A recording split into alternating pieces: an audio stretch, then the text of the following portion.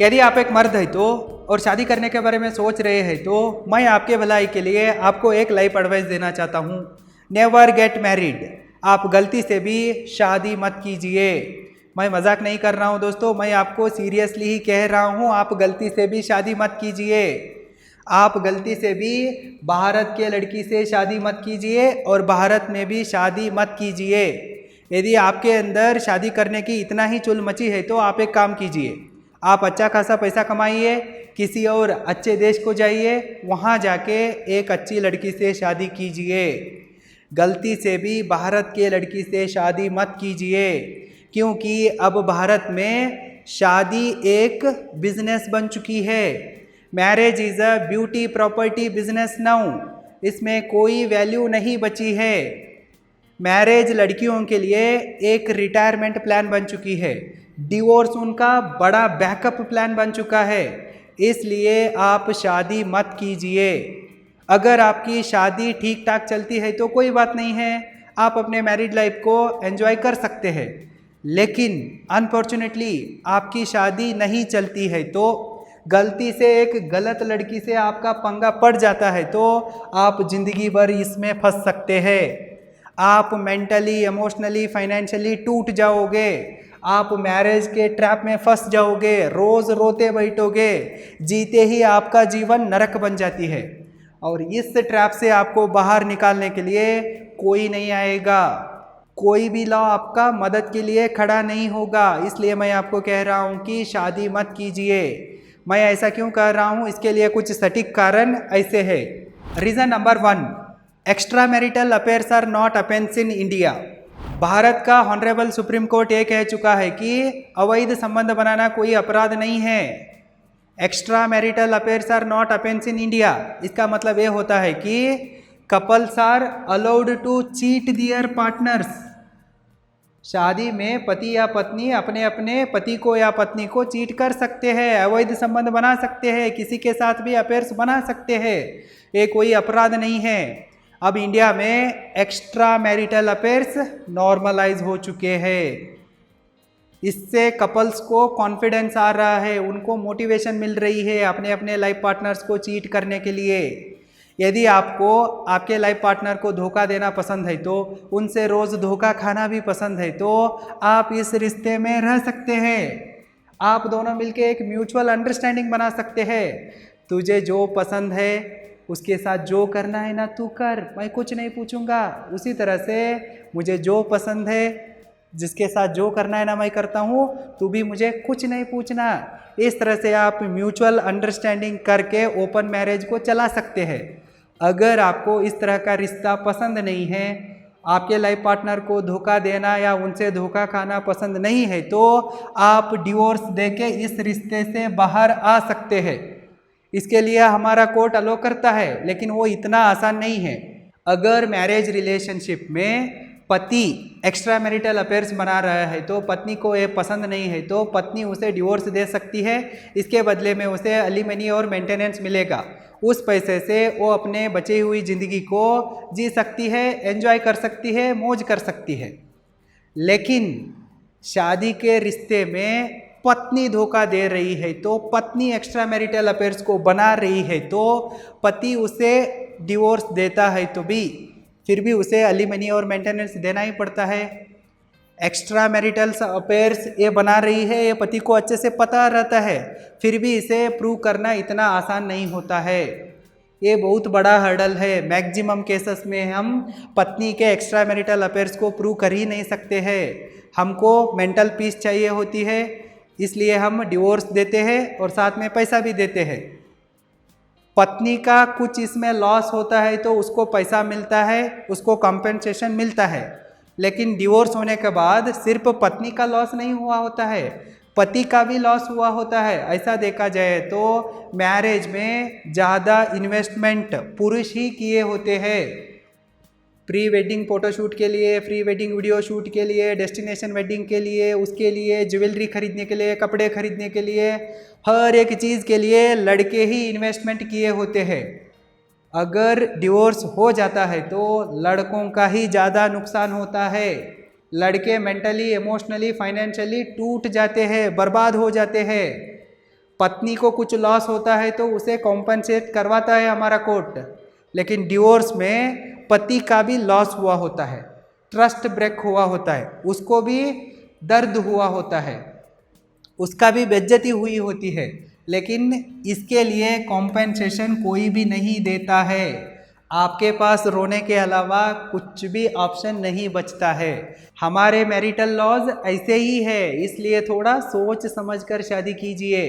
अगर शादी होने के बाद आपके साथ भी ऐसा ही होता है तो आपके लिए कौन पैसा देगा, आपको कौन कंपेंसेशन देगा, थोड़ा सोचिए।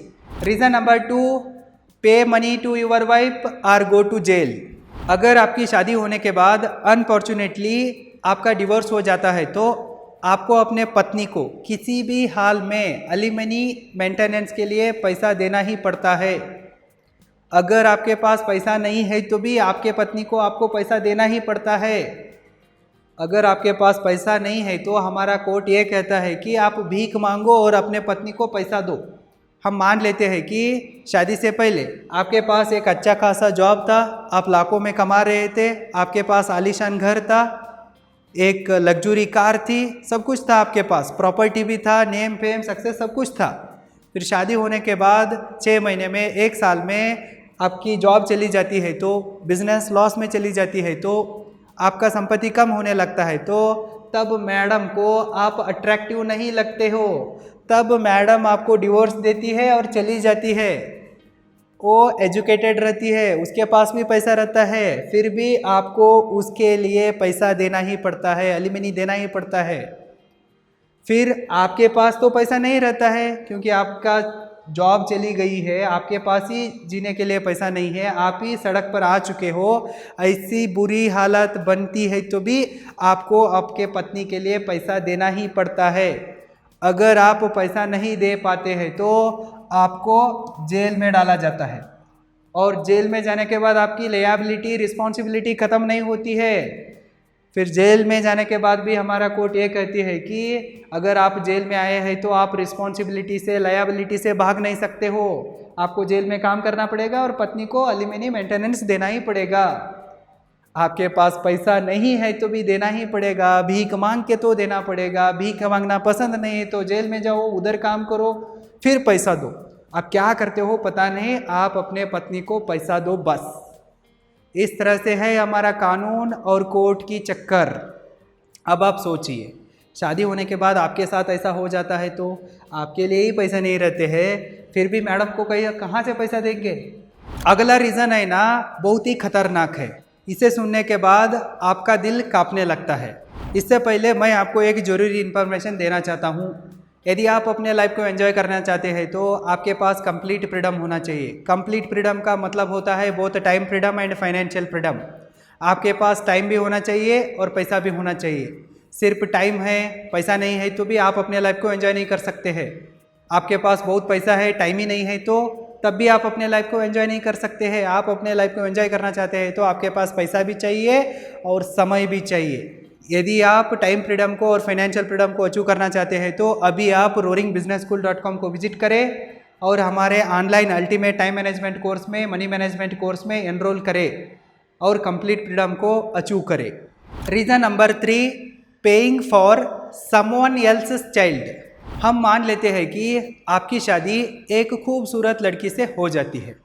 शादी से पहले उस लड़की का किसी लड़के के साथ फिजिकल रिलेशनशिप रहती है और वो उसके साथ बहुत बार सो चुकी होती है, आपको ये पता नहीं है। आप अनजाने में उसके साथ शादी करके घर लेके आते हो उसे, और यहाँ आने के बाद 2-3 महीने में ही पत्नी प्रेग्नेंट है पता चलती है, नहीं तो पत्नी एक बच्चे को जन्म देती है। ये केस नंबर 1 है। नहीं तो ऐसा भी हो सकता है कि शादी होने के बाद आप फैमिली प्लानिंग करते रहते हो, थोड़ा 6 महीने तक या 1 साल तक रुकने के लिए सोचे होते हो, तब पत्नी किसी और के साथ फिजिकल रिलेशनशिप बनाती है, उनके साथ सोती है और प्रेग्नेंट हो जाती है तो बच्चा पैदा करती है, तो इसका जिम्मेदारी आपके ऊपर ही आता है। शादी से पहले किसी के साथ सो के प्रेग्नेंट बनी है तो भी इसका जिम्मेदारी आपके सर पर ही है। शादी होने के बाद वो किसी और के साथ सोकर प्रेग्नेंट होती है तो भी इसका जिम्मेदारी आपके ऊपर ही है। आपकी पत्नी इस इलीगल अफेयर से पैदा हुए बच्चे को जन्म देती है तो इसका लीगल फादर आप ही हो। आपको भी पता है, आपके पत्नी को भी पता है, आप इसके बायोलॉजिकल फादर नहीं हो, फिर भी कोर्ट कहता है कि आप ही इस बच्चे के लीगल फादर हो। इस बच्चे के पूरे खर्चे को आपको ही उठाना पड़ेगा और पत्नी के खर्चे को भी आपको ही झेलना पड़ेगा। अब आप सोचिए, आप शादी क्यों किए हो? आप एक अच्छी लड़की से शादी करके उसके साथ अच्छे से टेंशन फ्री होके जीने के लिए शादी किए हो, अपने लाइफ को एंजॉय करने के लिए शादी किए हो, अपने डीएनए को रेप्लिकेट करके अपने वंश को बढ़ाने के लिए शादी किए हो। फिर इधर क्या हो रहा है भाई? आप किसी और बच्चे के लिए लीगल बाप बन रहे हो और उसका खर्चा उठा रहे हो और किसी और के वंश को आगे बढ़ा रहे हो। आपको पता भी नहीं है ये किसका बच्चा है। कैसी सिचुएशंस ऐसे भी है कि पत्नी को पता ही नहीं रहता है, वो बहुत सारे मर्दों के साथ सो चुकी होती है, शादी के पहले भी शादी के बाद भी, उसको ही क्लैरिफिकेशन नहीं रहता है कि ये बच्चा किसका है। फिर भी ऐसे बच्चे का बाप आप बनना पड़ता है। बायोलॉजिकल फादर आप नहीं हो पता होने के बाद भी आपको ज़बरदस्ती से उस नाजायज़ बच्चे का लीगल बाप बनाया जाता है हमारे कोर्ट के द्वारा, और उसके सारे खर्चों को भी आपके सर पर ही डाला जाता है। अब आप सोचिए, अगर शादी होने के बाद आपके साथ ऐसा होता है तो आप क्या करोगे? ये बस एक एग्जाम्पल नहीं है, बहुत सारे अच्छे खासे पुरुषों के साथ ये हो चुका है। लड़कियों के लिए मैरिज एक रिटायरमेंट प्लान है। लड़कियां जानबूझकर ही रिच एंड सक्सेसफुल लड़कों को फंसा रही है। शादी से पहले वो सब कुछ एंजॉय करती है और एकदम संस्कारी बन के किसी एक अच्छे सक्सेसफुल अमीर लड़के से शादी करती है और उसके ज़िंदगी को बर्बाद कर देती है। Reason number 4 and last, no protection for men. Bharat में जितने भी मैरिटल लॉज है ना, वो सब बायस्ड है। हमारे देश में जेंडर न्यूट्रल मैरिटल लॉज नहीं है। जितने भी लॉज है ना, वो सिर्फ लड़कियों की तरफ ही है। इससे एक लीगल सिस्टम का लूप होल का फ़ायदा उठाते हुए कुछ चालाक महिलाएं पुरुषों को लूट रही है, पुरुषों को हैरास कर रही है, पुरुषों का शोषण हो रहा है हमारे देश में, क्योंकि पुरुषों के लिए कोई पुरुष आयोग नहीं है। There is no men's commission in India, सिर्फ महिला आयोग ही है। और हमारा देश का सुप्रीम कोर्ट है ना, वो सुप्रीम कोर्ट ऑफ इंडिया नहीं है, वो सुप्रीम कोर्ट ऑफ वुमेन बन चुका है। हमें ये लॉज से प्रोटेक्शन नहीं मिलती है। शादी के रिश्ते में पुरुषों को बचाने के लिए कोई लॉज ही नहीं है। प्रीनप्स को हमारे कोर्ट लीगली वैलिड नहीं मानता है। बाहर के देशों में शादी करने से पहले वे लोग म्यूचुअली डिस्कस करते हैं और एक प्री मैरिटल अग्रीमेंट को करते हैं। अगर शादी होने के बाद हमारी शादी नहीं चलती है तो हम डिवोर्स लेते हैं, तो किसको कितने एसेट मिलेंगे, लायबिलिटी कितना होगा, क्या क्या मिलेगा, क्या नहीं मिलेगा, इसे सब डिस्कस करते हैं और एक कॉन्ट्रैक्ट को बना के ही शादी करते हैं। अगर शादी होने के बाद डिवोर्स होती है तो भी कोई बात नहीं है, क्योंकि पहले ही उनको पता है मुझे जितना रिस्क इसमें है। वो प्रीनप्स को बना के शादी करते हैं, इसलिए वो बच जाते हैं। लेकिन हमारे देश में यदि आप प्रीनप्स को बनाना चाहते हैं तो बना सकते हैं, लेकिन उससे हमारा कोर्ट लीगली वैलिड नहीं मानेगा। उसका कोई फ़ायदा ही नहीं होगा। आपके पास प्रीनप्स है तो भी आपको ये नहीं बचाएगा। लड़की फिर से आपको लूटेगी और आपका शोषण करेगी। अगर शादी होने के बाद आपके पत्नी का इलीगल अफेयर्स पता चलते हैं तो उसके साथ आपकी नहीं बनती है, तो आपके घर वालों का उसके साथ नहीं बनती है, तो या उसे आपके साथ रहना पसंद ही नहीं है, तो अब वो आपके ऊपर फेक केसेस डाल सकती है और डालती भी है। वो आपके साथ झगड़ा करके मायके में जाके बैठती है, फेक डॉरी केस को डालती है, फेक डोमेस्टिक वायलेंस केस को डालती है। बहुत सारे लॉज है, बहुत सारे सेक्शंस है, उसको जितना पता है ना वो सारे केसेस को आपके ऊपर ठोक देती है और आप एक जाल में फंस जाते हो। आप अपना काम धंधा छोड़ के कोर्ट का चक्कर काटते फिरते हो। आपका मेंटल हैरासमेंट होता है और फाइनेंशियल हैरासमेंट भी होता है। आपको क्यों शादी किया ऐसा लगने लगता है।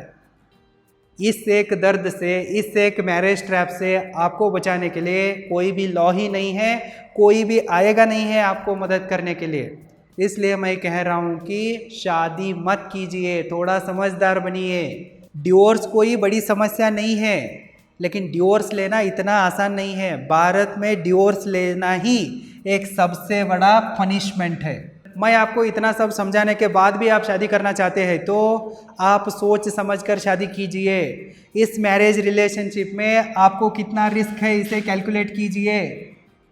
आप ऐसे ही ब्लाइंड लव को फॉलो मत कीजिए, थोड़ा लॉजिकली भी सोचिए। इमोशनली फूल मत बन जाइए, थोड़ा रिस्क को सही से कैलकुलेट कीजिए।